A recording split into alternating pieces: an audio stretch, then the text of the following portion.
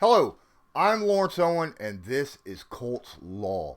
Today, I know I haven't been on Sportscaster in a while. I'm sorry. I've been really busy doing my regular streams on the Lawrence Owen Sportscaster News. And I don't really get a chance to just jump on Colts Law and throw out some real stuff for the Indianapolis Colts coverage. Well, today I am going to because, well, I want to actually address the narrative that Phillip Rivers is washed up. I want to know why. Why do so many NFL fans have such short memory spans? Like, their long-term memory is gone. They only remember last year, which is ridiculous. Yes, Phillip Rivers threw 20 interceptions last year. All of his other numbers were outstanding. He had 20 picks. Whoop-de-freaking-do. All right? He still threw 4,600 yards. You know, he still had a 66% completion percentage. You know, he had 23 touchdowns. He had a 7.8 yards per attempt, 7.1 air yards, which is not shabby. I mean, come on, guys. You got to think about stuff. And it's not just with Phillip Rivers. I mean, this kind of narrative falls on just about anyone who has a bad season, even one bad season. Cam Newton. Last time he had even a almost full season, 14 games, which was 2 years ago because he's been injured for the last couple years. The last time he had a decent season, guess what? He was a Pro Bowler. All right? Had a fantastic season. Jameis Winston last year threw 30 interceptions. He's terrible. He's an interception machine. Go look at what he did the year before that and the year before that. Pro Bowler. Come on, man. The guy was good. Now, granted, Phillip Rivers, he's getting up there in age, right? He's been in the league 16 seasons. But he's an Iron Man. He hasn't missed a game the last 14 seasons. Iron Man. I mean, he's up there with, Peyton Manning and Brett Favre and guys like that who just play football. He's got a record, a streak that he's running on. He's getting up there in age, but he's not in the 40s yet. He's not where Peyton Manning was at. He's not where, Tom Brady, where Tom Brady's at. He's still got years left. And it's not like his arm strength is gone. The guy still throws deep and with zip on the football. So, let's take that narrative and just dump it, all right? Let's just dump that right now. Now, let's look at the narrative of, okay, so he had 20 interceptions. What happens when he has 20 interception seasons? He's only had that twice in his career. Once in 2016, he had 21 interceptions. All right? And he threw for 43, almost 4,400 yards, which is less yards than what he threw last year. All right? He had 7.6 yards per attempt, which is about what he had this year. Air yards per attempt, 7.1. Exactly the same thing he had last year. The guy was a Pro Bowler that year, 2016. What did he do the next year? What did he do the very next year? That interception, he had higher air yards per attempt, higher yards per attempt the next year, more yards the next year, and he cut his interceptions more than half. He only had 10 interceptions in the very next season. 10. Guess what? He went to the Pro Bowl that year as well. Let's look at the other time he threw 20 interceptions. Shall we? It's back in 2011. He had 20 interceptions. Again, threw for almost identical. I mean, his numbers were nearly identical to what they are last year. Yeah, 4,600 yards, same as this year. 7.9 yards per attempt as opposed to last year's 7.8. 7.3 air yards as opposed to 7.1. Guess what? He was a Pro Bowler that year. The following years, he slowly got his interceptions down. All the way down to 11 interceptions. Right? In 2013. Oh, guess what? Big whoop, right? That's what you got to think about.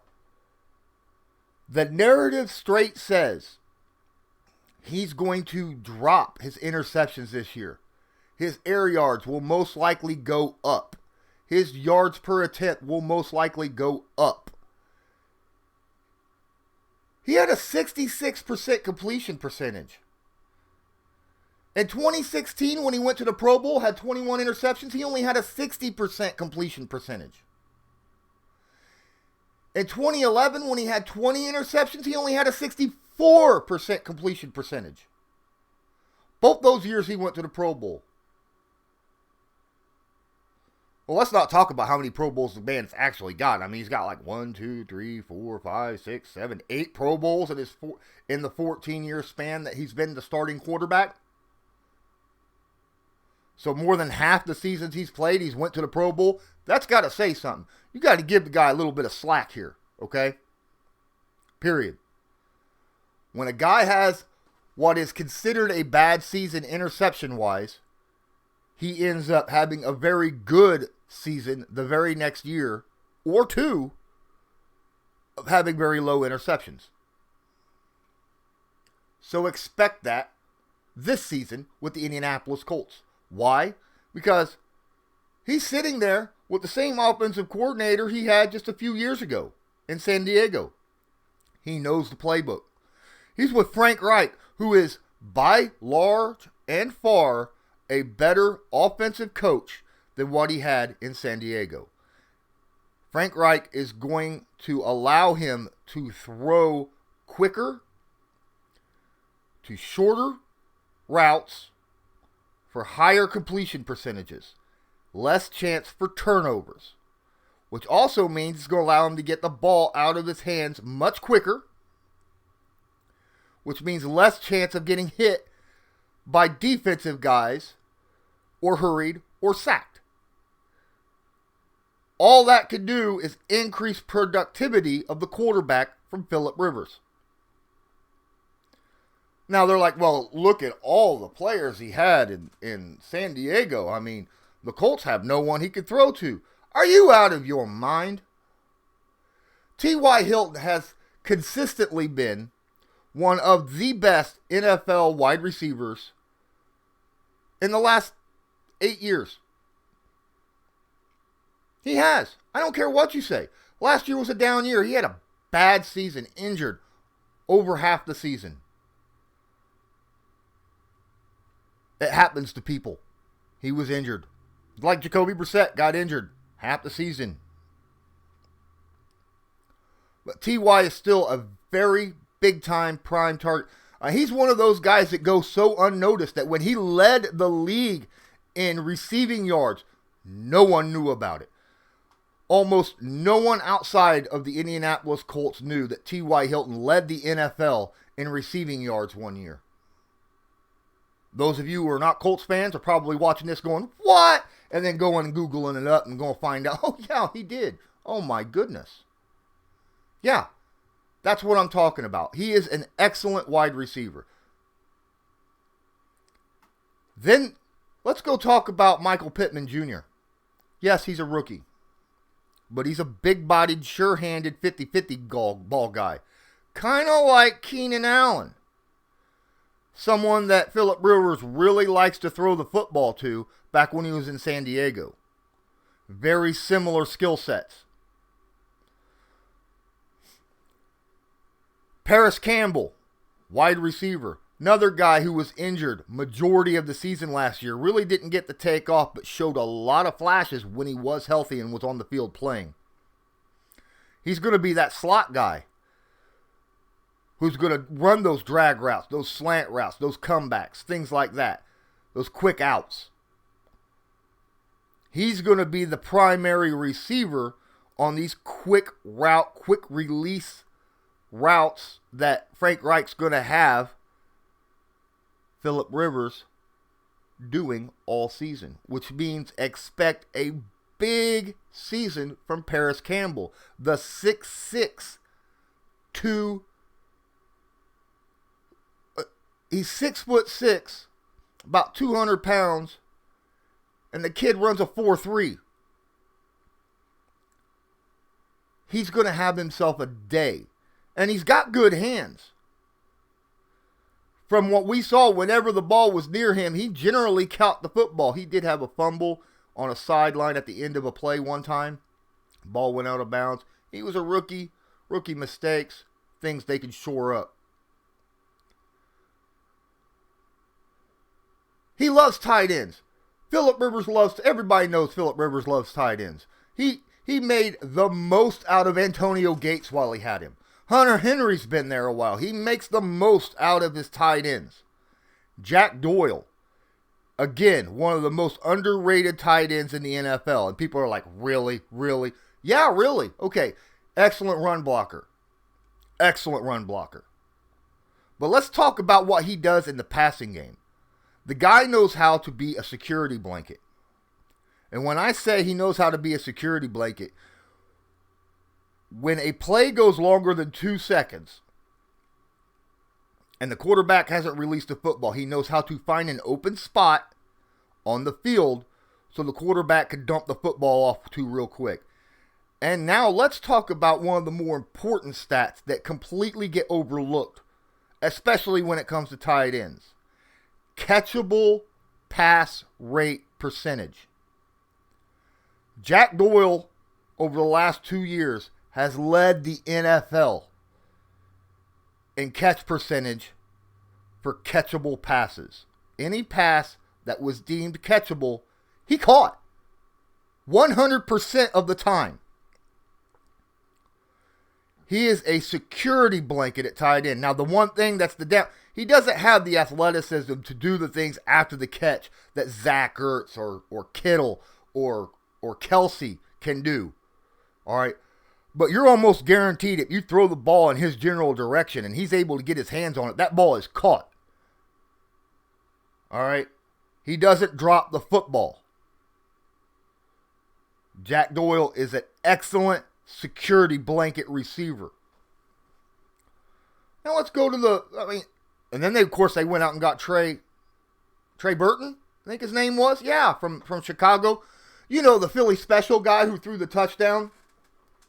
Right? He's there more to fill the role of the absent Eric Ebron. Hoping he doesn't have the same drop issues that Eric Ebron has. Let's go to running backs. Now the running backs, there's 2 positions that's actually going to help him more. The wide receivers are great. They're not superstars or excellent wide receivers, but they're good wide receiving core. The running back core and the offensive line, those are superstar. Now, last year, the offensive line was superstar, and the running back was good, borderline great. This year, they're superstar, or I'm going to assume they're going to be. Because obviously, Marlon Mack, very solid running back. He takes it inside. He's able to lower his shoulders, burrow yards. I mean, he was top 5 last year. Actually, I think he was top 5 the last 2 seasons in yards after contact. But he also knows how to break that ball outside of the tackles, go towards the sidelines when the run is not there. And he's got moves on top of moves, right? So, and then, of course, Jonathan Taylor, the guy who breaks 6,000 yards in 3 seasons in college. All right. The guy who gets like 6.8 yards per carry during college on a career average. He is a run up the gut, bruise the defense, and continue to move on and break tackles kind of running back. With him and Marlon Mack in the backfield, they've got Phillip Rivers. They're going to throw the ball a lot. I doubt it. With the talent they have at running back, I think they're going to run the ball Now, they'll still, you gotta understand, with that kind of talent, they're still going to run the football. The offensive line is better at running the football than pass protection, believe it or not. They have so much talent at running back, they're going to run that football. I don't care if Phillip Rivers is back there or not. I don't care. I mean, that's just how it works, okay? And that's just going to help Phillip Rivers, because if you're running the ball effectively, when you do run play action, Phillip Rivers is going to have that little extra time, and it's going to allow a little bit more space for wide receivers to get open for him to get the ball down the field. Phillip Rivers' best friend will be that running back core, especially on third down when Nyheim freaking Hines comes out onto the field, because there isn't many out there that are as good as Nyheim Hines at catching the football out of the backfield. I mean, he's even lined up at slot and wide before, okay? The kid's good. Great at making people miss in the open field. He's got really good hands. Knows how to turn the gas on when it needs to be turned on. The running back core will be Phillip Rivers' best friend. The offensive line, obviously, his best friend. Phillip Rivers has never had an offensive line this good in front of him before. There's been years that the Chargers have had pretty decent offensive lines, but not to the level the Colts offensive line is right now. And it's just facts. Just facts. Now let's talk about defense. Because to have they say the best offense is a good defense, because that means you don't have to score as much on offense. This defense is solid. This front seven might be the best front seven, or top five anyhow. Top five front seven in the NFL. There's a lot of underrated players on this team. And a lot of players who just haven't broke out yet, but they've showed it and then they got hurt. That's what I'm talking about. Okay? Obviously, everybody knows Justin Houston. All right? Last year, great player. Had his double-digit sacks. Excellent. And you know what? There's a reason he's going to be even better this year, because he's going to have DeForest freaking Buckner right beside him. The guy who takes on double teams. You can't double team Justin Houston no more. You have to double team the 3-tech DeForest Buckner. And on the other end, or the guy on third down, or when you're on pass rush situations, you're going to have Kimoko Toure, who is another great pass rusher when healthy.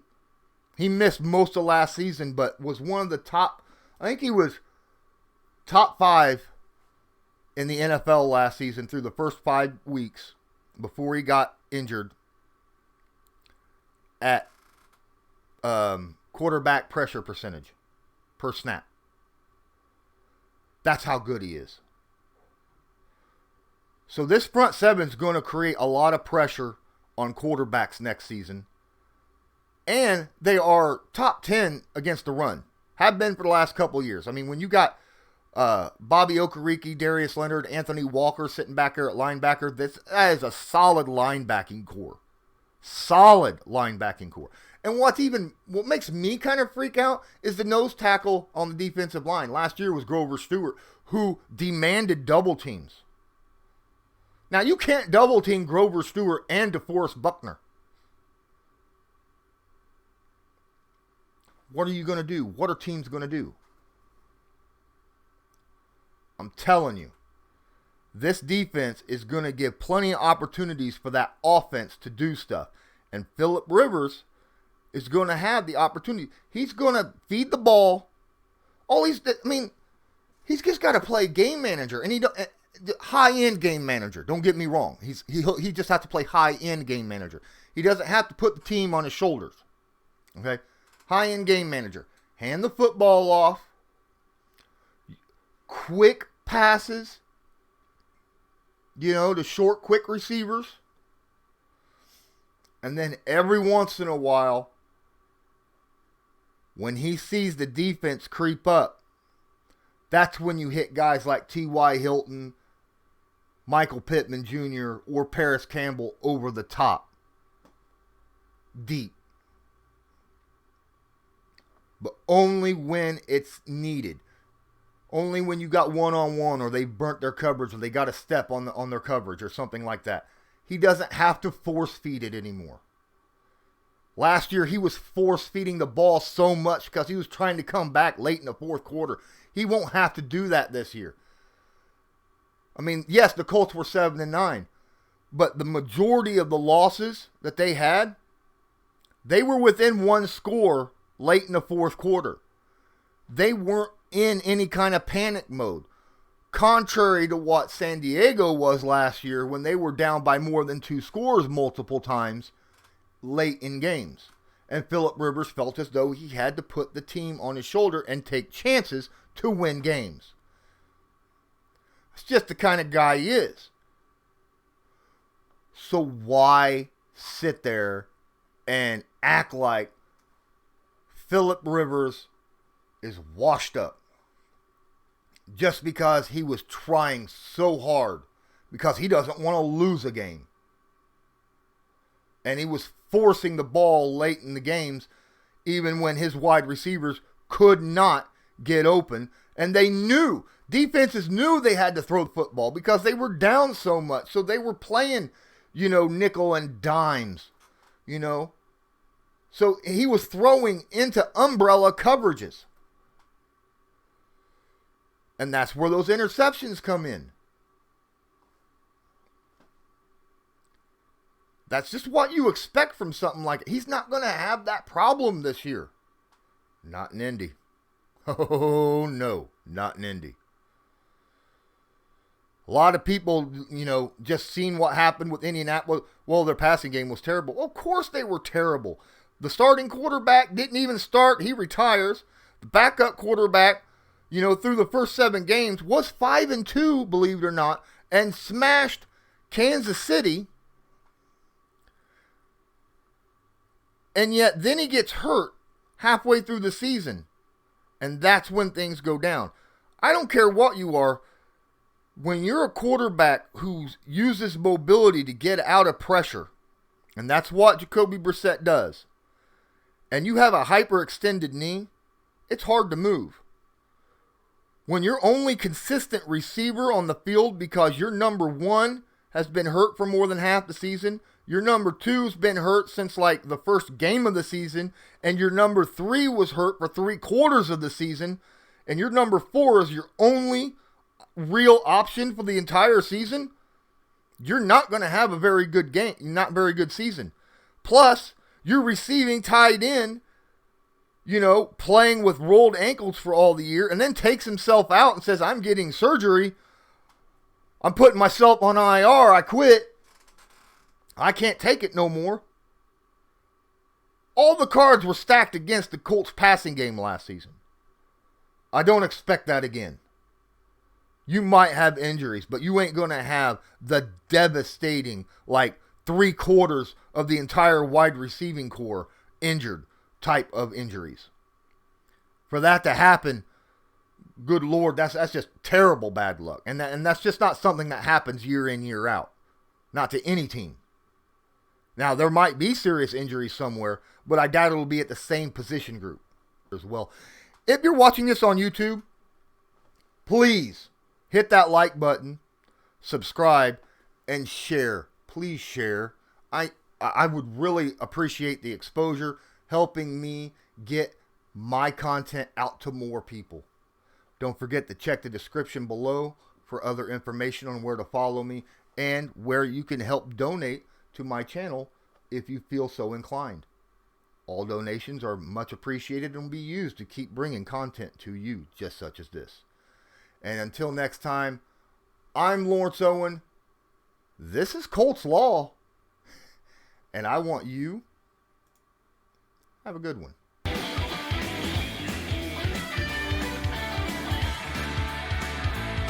Just because a player's not a household name doesn't mean we can't make him a household name.